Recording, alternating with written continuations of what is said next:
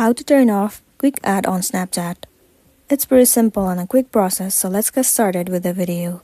First thing first, you need to head over to your application Snapchat. Make sure that you are logged into a specific account. Once you have been logged in, it will land you on its home page.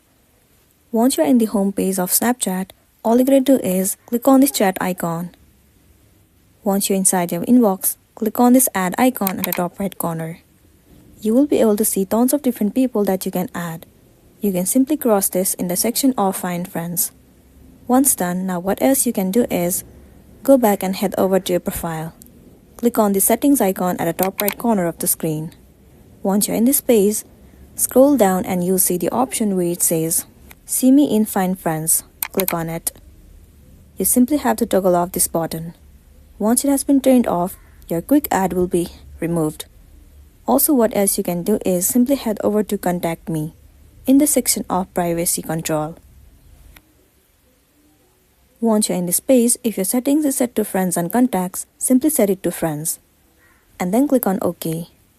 This way, only friends will be able to directly contact you with snaps.